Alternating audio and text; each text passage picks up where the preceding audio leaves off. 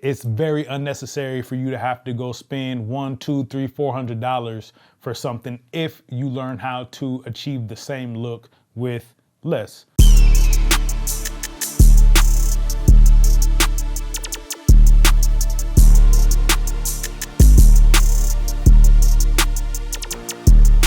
What's good with the YouTube? We're back. 2024 is rolling. Here we are, man. Here we are with another one. I decided that I'm going to do a one light series. So I had a shoot last week. I was peeping what I had set up and I was like, this will make some fire content to be able to share with y'all. Just because of the simplicity of my setup. Even though it looked a little sophisticated, it really wasn't. I'll break it down for you guys. I've always been a fan of trying to do more with less, meaning being able to squeeze the best quality out of something without dumping all of your money into it, right? Especially if you're just getting started and maybe you don't have the funds or the resources for all the fancy equipment, right? So that's why I'm putting together a one light series for you guys to show you how you can use one light, because you can achieve so much with just a single light setup. And depending on what you're shooting, of course, but you can do plenty with just one light. And I'm gonna break it down for you guys. So first things first, if you haven't bought lighting yet, hopefully I can put you on the right track by the end of this video. Now, I'm not gonna tell you specifically which lights to buy because there's so many of them. But what I will tell you is to don't go off the deep end and buy a 3-piece, 4-piece kit. That's not necessary right now and for where you are, for what you're probably going to shoot if you're like beginner, or even if you're intermediate, but maybe you haven't used off-camera lighting. So I don't want you to go spend a bunch of money and have equipment just laying around that you're not utilizing, because you could have invested that money into something else somewhere else in your photography business. So it's key that you're able to maximize using one light before attempting to add in a second light or a third light. If you don't know how to use one, you're not gonna know how to use three. It's a crawl before you walk mentality, and it's some save yourself some money type of situation too. So in this shoot, I use one light for the entire shoot. So with lighting, there's a few factors that come into play. You have the distance of the light from your subject. You have the angle that you're utilizing the light. You have the type of reflector or diffusion that you use on the light, and you have the intensity that you choose to use the light. And some of these actually work together. For instance, shooting with the distance of your light closer to your subject and turning down the intensity of the light versus moving your light further away and turning the power of your light up in order for it to make it to your subject. They all have different effects. One's not better than the other. It's literally what you're trying to achieve.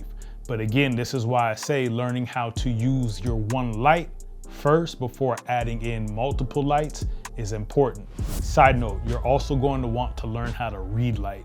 Meaning, if you go on Pinterest or wherever and you're looking at inspo, right? And you're scrolling through, when you look at these images, you want to be able to learn how to read how it was lit. If it was up light, if it was down light, if it's a backlight, if it's a rim light, if it's side light, if it's 2 points, if it's 3 points. All of these things play a difference if you're really trying to build the lighting for your image. And even if it's single light, when you're looking through your inspo, you want to understand what you're looking at. You want to make sure that the inspo that you're looking at is something that you can achieve. If you only have one light and you're looking at something that's cross-lit, you're not going to be able to achieve that with just using one light, you know? So keep that in mind too. That's just a side note. But moving on, if I had to choose out of all of the reflectors or soft boxes, there's cones, there's spotlights, there's octaboxes, there's umbrellas, there's silver coated umbrellas, there's white coated umbrellas, there's strip boxes, parabolics. I would definitely go with my Westcott 7-foot parabolic umbrella. When I say one of my best investments, which I've made some fire investments, and that's another video topic I'm gonna do for y'all It's making sound investments with this shit, because a lot of this shit is too expensive to be just buying shit to be buying shit. But yeah, that's probably one of the best investments that I've made, was that parabolic umbrella. The way that it spreads the light, and again, when you're using these different techniques with the closeness and the intensity and the angle, that thing is unmatched. And especially if you're doing like a lot of single light work, you could throw that thing up, and because it's so big, the diffusion, it lets out like the softest light that you're gonna get. I don't think there's another modifier that does what that does. So if you're in the market for some type of light modifier, I would recommend checking into that parabolic umbrella. I'll put a link down below for you guys so you can get to it. As far as actual lighting, again, like I always say, get the best that you can afford. For me, I've always shot with Alien Bees. That was an old brand that I got put on when I first started, and I always just stuck with them. They're respectively affordable. We're talking about $300 to $500 range. In comparison to like Profoto or something like that, that's $1,000, $2,000 for a light. In the studio I'm shooting in, he does provide lighting. I always just bring my own, but there's been some times that I've gone in there without lighting and I've had to use his lighting, and he has Godox in there, and Godox gets the job done. So yeah, I don't want to tell you guys which light to get. I will just tell you the light that I use. Because again, it's not necessarily going to come down to the brand of light that you're using as much as it comes down to you knowing how to use the light. You know what I'm saying? So don't get too caught up in the brand names and this and that. Just make sure it's a quality brand that you invest in that isn't gonna take a shit on you and you're gonna have to spend some more money later. That's where gear does matter. But as far as just buying brand name for the sake of buying brand name, don't do that. So as you can see, I'm using the parabolic umbrella, but it's also paired with a scrim. I shoot a lot of like my fashion stuff when I'm shooting Cineposit. I pop my scrim up and I back my light up and shoot through the scrim. So I did the same thing here just to give us a soft, natural light to work with. So I set my light back, set the scrim up a few feet in front of it. I kept the sock on the umbrella, that diffused the light, and then it softened it up even more when it came through the scrim. But I did have to crank the power up just a bit more to get it to pass through and actually make it to the model. So I moved the scrim to the other side and I used the scrim as a bounce. So this was just to fill the opposite side of the model, and I moved my light at more of like a 45-degree angle to the model and had the scrim bounce the light back onto her so her shadow side wasn't completely lost.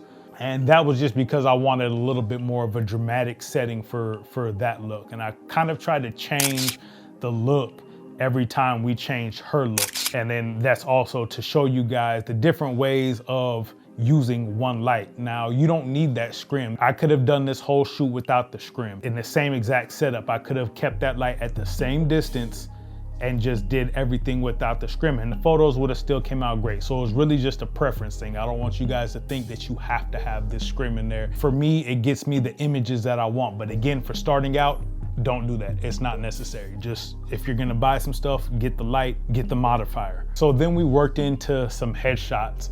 And for these, I typically try to get the light overhead and closer to the subject. It covers a little bit more surface. I turn the light intensity down, as I mentioned before, and it gives you a nice soft cast. You wanna set your subject up just on the outside rim of your light. Literally, if you have an umbrella and it's coming down, right? I don't know if this works for you guys as far as a demonstration, but this is my umbrella demonstration.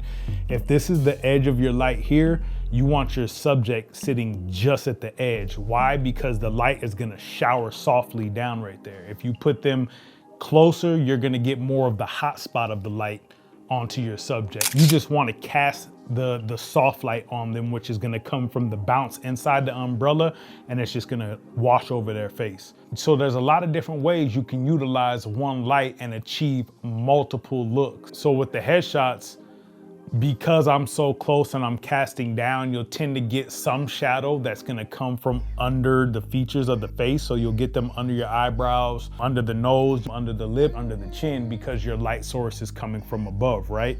this comes with learning how to read lighting. We use this headshot, I call it headshot reflector. I don't know what the official name of it is. It's a curved reflector, and you slide it just up under your subject, and this is gonna bounce the light right back up under them. And the bonus feature is you're gonna get some crazy specular highlights inside the eyes. And that's really gonna make the eyes pop when you're doing headshots. If you're trying to lay in the headshots, I would definitely recommend grabbing one of those. Doesn't have to be the curved one, although that one does look good, and the highlights that it provides in the eyes are kind of with the shape of the eyes because it's curved. But you can also achieve the fill lighting coming up from underneath with just a round reflector or a square reflector, whatever you have. I've also used poster board from Michaels. If you really don't got it like that, you can go get a foam core from like Michaels, Hobby Lobby, depending on where you're at. Any type of craft store, let me say that. For $2.99, $3.99, have the model hold it like this, just under the face, or prop it up on the stand or something, put it under there. Make it work for you, you know what I'm saying? Like, that's really the point of this series, is for you to learn how to squeeze the best quality you can out of whatever it is that you have to work with. The ends justify the means, you know what I'm saying? So if you gotta cut some corners, but you're able to produce top-notch quality, but you're using some $2.99 foam core from the craft store, by any means, do that. Like, it's very unnecessary for you to have to go spend $100, $200, $300, $400 for something if you learn how to achieve the same look with less. That's where I'm at with it, at least. I mean, I don't know. I might not get any endorsements if I'm talking like that. Like, if Sony hits me and I'm denouncing spending $4,000 or $5,000 on I don't know how that's gonna work. I guess all the expensive brands would probably never hit me for endorsements, but hey, it is what it is. I'm for the people. I'm for the people. So ultimately, it's really about experimenting. Find what you like, experiment, test things out, see what type of lighting you like, what fits in your style, what you don't like. You might not like hard, dramatic, single light lit photos. You might not like the glam look that you get from certain soft boxes. You have to try things out, see what you like, learn how to read the light. Most importantly, take some time, build an inspo folder on Pinterest and put lighting. Try to analyze where you see the highlights, where do you see shadow, where do you see rim lighting. Like, look for like the certain little details of lighting that you're like, oh, okay, they must have had an overhead light. Oh, okay, they must have had a kicker or something in the back, a hair light. Really learn how to break that down, because it's going to help you so much when you're trying to achieve certain looks on your end, and it eliminates all of the guesswork and experimenting on set when somebody pays you for a shoot and they want it to look like this. And you get one of those gigs that you agree that, oh yeah, I can do that. And then the day of, you're in the studio messing around with the light, trying to position, and it looks like you don't know what you're doing. You don't want to get caught in that position. So set up a test shoot, ask a friend, hop on Instagram, find a model that's willing to do some trade work or something with you. It doesn't even have to be in the studio. Just set it up and see how light falls. Play around with the lighting, see how it works. Just one light. All I need is one light. But yeah, that's that. Hopefully you guys got something from this. If you guys have any more questions, drop them down below. I'm very active in my comment section. Hit me. If I have advice that I can give you, I got you. Just hit me. If the video was helpful, smash that like button for me. If it wasn't helpful, still smash that like button for me. I appreciate both. Make sure you guys subscribe and turn on the notifications so you know the next time we drop. Out.